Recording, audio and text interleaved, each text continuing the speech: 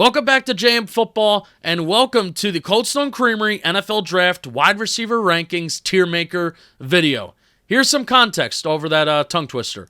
You walk into a Cold Stone Creamery, you're not asking for a small, medium, or large. You're asking for a like it, love it, or gotta have it. And over the last couple years on Talking Giants, that's how I've graded draft prospects, so to speak. So I'm making this idea come to life. On a like it, love it, gotta have it tier maker, I have taken the top 15 wide receivers on the NFL Draft Consensus Media Board rankings, and I'm going to put them into this tier maker. Now, something important to note is I am basing these rankings and where I'm putting these receivers in each of their respective tiers, I am basing this on their Media Consensus Board ranking.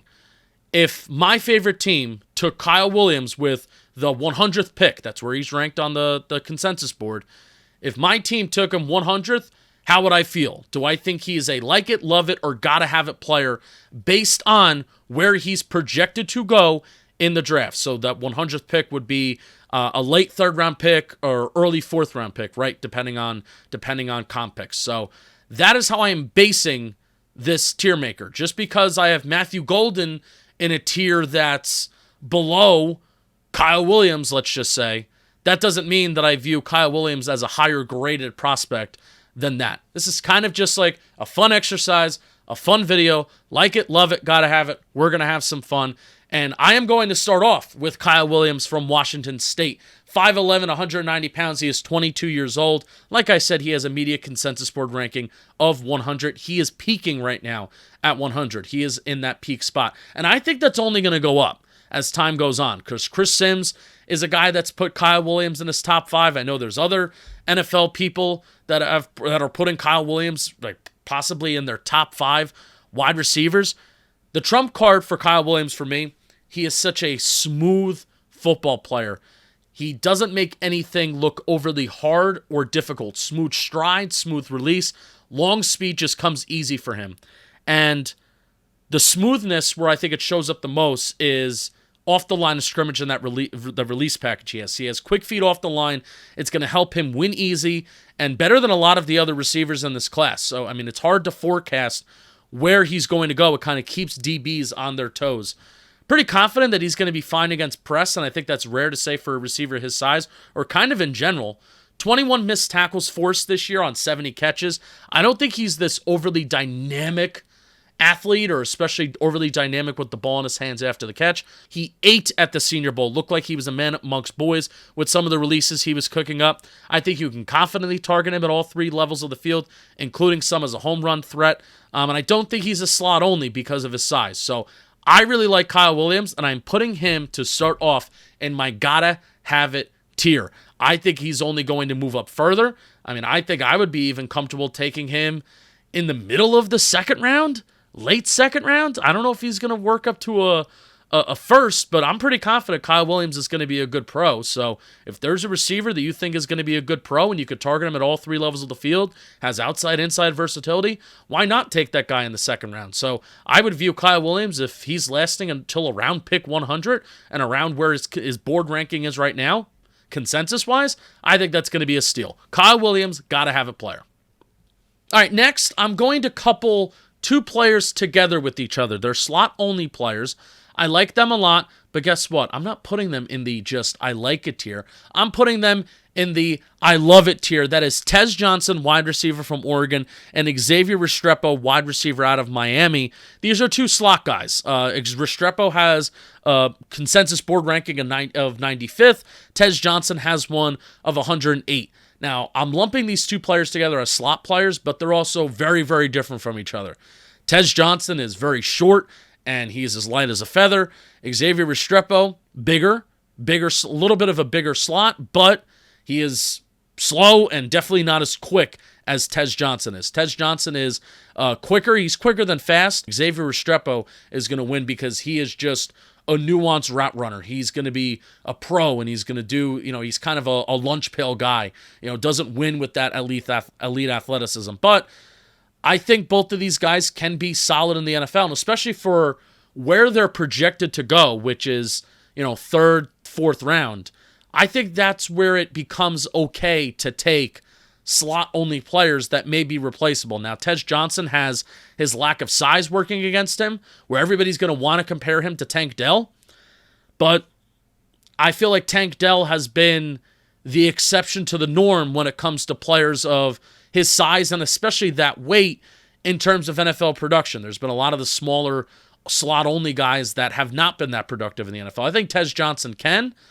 And I think Restrepo, because of his approach, because of his ability to run routes, because of his IQ and his smarts, that's why I think Restrepo is going to be good in the NFL too. Now, they're slot-only guys, so that's why I'm putting him in a love it tier. Not a gotta have it, putting him in a love it tier. If they go much higher than this, then that may push him down to a like it. I wouldn't reach on these guys, but I love it for where they're projected to go. So Xavier, Restrepo, Tej Johnson, put him in the love it tier. All right, next I'm moving on to Savion Williams from TCU, 6'4", 222 pounds, has a consensus board ranking of 85th. And oh boy, I do not get why more people aren't talking about Williams. If you want to have fun just watching somebody play football, turn on some Savion Williams highlights. And this is somebody that I thought that fantasy football Twitter, like I thought they would be forcing this guy down our throats to know and love this guy. But I feel like as of now, they're not. Again, a consensus board ranking of 85th, probably the most versatile offensive player in this draft class. Now, Travis Hunter is more versatile, obviously, because he's going to be playing offense and defense for you. But Savion Williams is going to take snaps at running back, and he's going to take snaps at wide receiver, and that's what he did at TCU. I feel like if you built Cordell Patterson in a lab and said, here you go to an NFL team, that's kind of who Savion Williams is, because I think it kind of took Cordell Patterson a little bit of time to truly find his identity in the NFL, and also I don't think Cordell Patterson was ever like this elite athlete, and I think Savion Williams, for his size, is strong as hell. He's fast as hell. He's physical as hell. And also, I think he's a much better receiver than Cordell Patterson really ever was. A 75% contested catch rate in his career on 36 targets is nuts. Now, the thing that's challenging when you evaluate Williams is almost 75% of his targets were less than 9 air yards this year. So there's inevitably just not a ton of film out there of him catching the ball in unique ways that it's greater than 10 air yards down the field. A lot of the catches that he would have were kind of coming out of the backfield, and his average depth to target was really low. But there's still the good plays there of him cooking guys at the line, and again with the contested catches or double moves or getting open. Like the film is there on that. Now, remember how Deebo Samuel was used by the 49ers in 2021? I mean, yeah, here you go, where he got over 50 carries and also caught the ball a ton too. I think he could be a fun kick returner with the new rules. I have no idea where you draft this guy. I could see some teams falling in love with him. Maybe he goes in like the middle of the second round, or he falls to early day 3. Like, I have no idea where you draft this guy, but he's a gotta-have-it guy for me because he's just so damn fun. So damn fun. Do I know his fit in the NFL? No. Do I think a team like the 49ers can make it work and they can look like geniuses? Hell yeah. Do I think he can go to a team that, is boring and doesn't know what to do with him and he sucks? Yeah, I also think that can happen. But Williams is a gotta-have-it player because of how damn fun he is. So why not take a chance on a guy with these elite traits? If you believe in developing guys, then you should take Savion Williams. If you have a plan for him, you should take him. Kind of rooting for him to be a 49er because I think he could slide into that Deebo Samuel role. Am I comping him to Deebo Samuel? No, but I think role-wise, he can kind of fill that for a team like the 49ers. Or, if you're part of that Shanahan tree and you have a vision, draft him. So why the hell not? Savion Williams, gotta have it player. Get to know him, watch him. He's really fun. All right, I'm going to lump the next two guys here as well. I'm going to lump Jalen Royals, 6 foot, 205 pounds from Utah State, 22 years old, with Jalen Noel, 5'10", 194 pounds from Iowa State, also 22 years old. I'm lumping these two guys together because Noel has a consensus board ranking of 74. Royals has a board ranking of 75. So these guys are basically right next to each other. They were also both Senior Bowl guys as well. They had a pretty solid Senior Bowl week. I'm going to put Noel in the love it tier, and I'm putting Royals in the like it tier. Royals is going to be the first player that goes in that like it tier. Royals, I think, is going to be a fine NFL player. But for me, it's the lack of any kind of singular elite trait as to why I put him in the like it tier. If Royals has a good NFL career, it does not surprise me. I think he knows how to get open. I think he utilizes multiple speeds and tempos his routes very well. I think a team would be smart to utilize him in the intermediate and short part of the field. I think he works back to the ball well. He had injuries this past year with the foot injury. 87% of his snaps were out wide as well. It's all good enough for Royals. Noel kind of excites me a little bit more. Now, he's maybe a slot-only guy. Spent 70% of the time in the slot in college. 13th in this class in yards per route run among draft-eligible players. I think his change of direction is awesome, and his lateral movement is also. I think he breaks down and sinks his hips well on digs and comebacks. I think there's a ton of good plays on crossers going across the field and deep. I think he has a first step that helps him get an advantage right away. He's a 3-year starter that only got better and better each year. He has experience as a return man as well. Noel also isn't flashy or explosive or electric, but I think he's good, and I think it's safe to say that he's going to be solid in the NFL too. I'm putting Noel in the love it tier because I think he just flashes a little bit more than Royals. I'm putting Royals in the like it tier.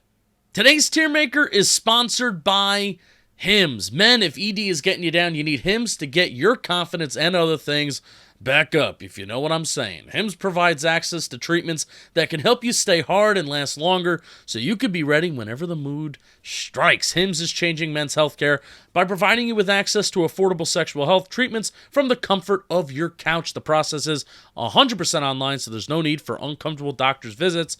Start your free online visit today at hims.com/giants. That's HIMS.com/giants for your personalized ED treatment options. The products mentioned are chewable, compounded products which are not approved by or verified for safety or effectiveness by the FDA. Prescriptions require an online consultation with a healthcare provider who will determine if appropriate restrictions apply. See website for details and important safety information. Subscription required. Price varies based on product and subscription plan. Now back to the video. All right, the next player that I'm going to be talking about is Isaiah Bond, 5'11", 180 pounds, from the University of Texas, one of the youngest receivers in this class at 21 years old, has a consensus board ranking of 69. Nice. Now, here's the thing with Bond. He's a tough eval because he's been at Texas and Alabama for the last 3 years. Texas this past year, Alabama the previous 2. I expect more production or even just more parts of Bond's game to be developed outside of his long speed, being that he's been at these elite schools the last 3 years. And I think the SEC competition kind of certainly didn't do him any favors. I think Bond is going to have a hard time dealing with press and dealing more, with more physical corners. 23rd percentile in yards per route run. He only had one career game where it was over 100 yards. One career game of over 100 yards. And it was against a small school from this past year. The most frustrating thing about Bond is that he has one speed. Now, his 40-yard dash is the 88th percentile, so there is going to be a team, and all it takes is for one team to fall in love with that long speed. But I wish he would tempo his routes more. Like the guys that stand out in this class, the receivers that I feel stand out the most, they tempo their routes really, really well. I think that would make him so much more dangerous. But he is a full speed or nothing player. He's a one-speed player, and he's inconsistent with not good production. He's a frustrating watch because the way he moves, I think he should be so much better. I think a consensus ranking of 69 is strictly traits-based. So I'm putting Bond in the like it tier. He can be better. I think he can be a good pro if he develops. The fact that he is 21 years old and not like 23 or 24, I think works to his advantage. And I think teams will look at that saying, we can craft this guy in our vision. He just turned 21 years old too. I'm putting him in the like it tier because, the lack of production shows up. All right, up next, we have Jack Bech, 6'1", 214 pounds from TCU. Recently just turned 23 years old. He has a ranking of 65th. Bech is going to be a gotta-have-it player for me. He is, again, just another player that is just so fun to watch. One of the better all-around receivers in this class, in my opinion. I don't think there's an area where he is severely lacking in. Like, okay, is he not the best athlete in the world? But I think he's a good athlete. Now, his trump card, I think, is he plays with power and strength. He's a baller. He's a dog. He's tough, and he's fearless. Like, those buzzwords, I think, are Bech's trump card. He also has a 1.6% drop rate in 2024. He is not going to drop the ball. He's going to take care of the ball for you. He's a power forward who fights for the ball at the catch point, and he locates it and finds it really well when the ball is in the air. He puts himself in a great position to come down with the ball, snatches and catches with his hands. He absolutely crushed the Senior Bowl. There's little to no waste in movement. He's an efficient and crisp route runner, more than I think he's given credit for. Just such a fun player to watch, man. If Bech is taken at the maybe even middle or top of the second round, I don't mind it. Think he's going to be a good dude. He's a tough dude, tough as nails. Think he's a lunch pail type of guy. Bech, I really like him. He's in my gotta-have-it tier. All right, up next is going to be Tre Harris, 6'2", 205 pounds from Ole Miss. He's 23 years old, has a consensus board ranking of 64th. Harris is a tough eval, much like a lot of the guys and skill position guys, quarterback, running back, or wide receiver at Ole Miss, because the offense is fake, and they do what they do, they know what they do, and they don't do a lot other than what they do. So Tre Harris was unfortunately kind of part of that, but again, Tre Harris is just a really super fun watch. He plays grown man ball at the catch point and after the catch. Now, I think at the release, you can maybe have some questions during the route and getting open, and can you run the full route tree? Those are questions. And again, because Ole Miss kind of limits players as to kind of what they do. They do stuff that's vertically, they do digs, and, outside of that, are you running that full route tree? The answer is no at Ole Miss. So Tre Harris is a little bit of a projection, but the dude just plays grown man ball. And I thought that, I really liked Jonathan Mingo a couple years. And hands up, that was bad. I really liked Jonathan Mingo a couple years, and I viewed him as this second round prospect that, I'd be kind of cool if my team took Jonathan Mingo in the second round. And mostly because I thought that he played kind of grown man ball. Tre Harris, I think, puts that to shame, where he plays grown man ball. He's going to fight for the ball. 8 for 13 on contested catches this year. Now, he had an injury. He has an injury history. He had just over 300 snaps this year. But the important thing is, his production when he played was kind of crazy. He's the only wide receiver in this draft to have less than 80 targets, but still get 1,000 yards. Is there a little bit of a blend of Rashee Rice and A.J. Brown play style? Yes. I guess that could be maybe a ceiling for him. I'm going to put it in the love it tier. Now, I love to watch him play. I'm not going to call Tre Harris this gotta-have-it player, especially when there's so many questions on him if he can be, this full-on good route runner that gets separation, right? So if those questions are present with him, I don't know if I can call him this gotta-have-it player, but I love watching him because he's very, very fun to watch. So that's where I'm putting Tre Harris. All right, so silly me for thinking I could fit 15 wide receiver prospects in a 20-minute video. So good news for you. Today is part 1. Tomorrow is going to be part 2 on this JM Football channel. So like, comment, subscribe. We'll see you tomorrow for part 2, where we're going to talk about, I think, the top 6 wide receivers in this class, consensus board-wise. So I'll see you tomorrow. Thanks for watching.